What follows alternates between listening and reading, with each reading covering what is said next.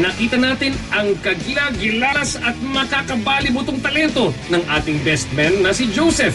This time, ang aming hamon mga best men, panata ng buto. Matalo na kaya namin si Karen De Los Reyes pagdating sa Flexibility Challenge? Umaalis na yan. Umaalis na yan. Okay. 1, 2, 3. Oh, okay. Ang daya. Ikaw yung una, okay.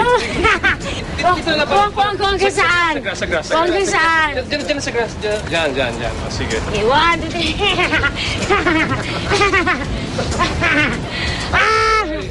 Hindi ko kaya. Hindi ko kaya. Hoy, added TF dapat to, ha? Hindi ko kaya. Ayoko na.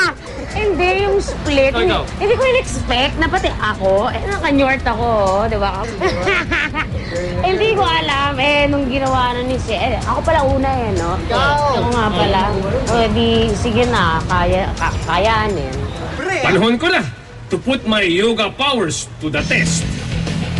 Oh my God! Oh my God! Galing mo, bro! Galing ako nito. Hindi, kasi ganito, nag-yoga to. Dayaan ito eh. Nag-yoga to eh.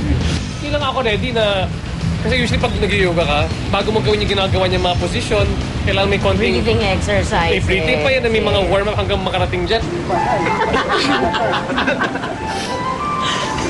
Rock, di pwede! Masakit. Tama na ang reklamo, June V. It's your time to shine. Paginod akong adik TF!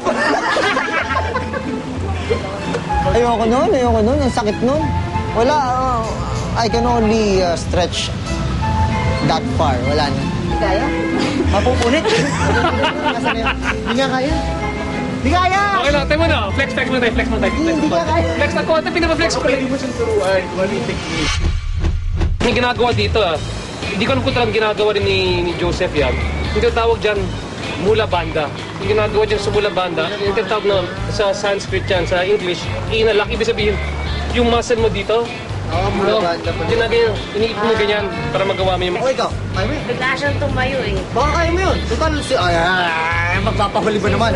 Magpapahuli ba naman ang best man natin si RJ Ledesma?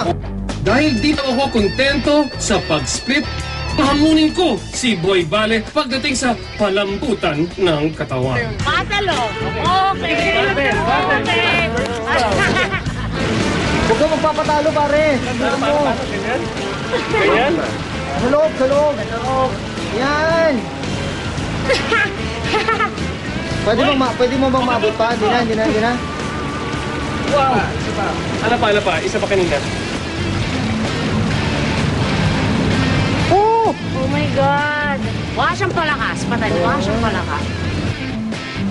Tawag dyan na yoga frog. Yan. Yun Oh my God. Mukha din siyang palaka. Actually, yan yung ginagawa mo araw-araw eh. Ibang coach yung ginagawa mo araw-araw.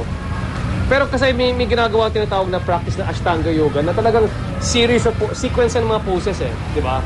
At yung ginagawa niya, ginagaya niya ibang sequences na ginagawa namin sa yoga. So iba dyan, alam ko na kaya kong gawin. Mga iba dyan, alam ko wala pa ako sa level na ganyan eh. Pero iba kasi, gusto ko nang i-clear lang, iba yung contortionist sa pag-yoga eh.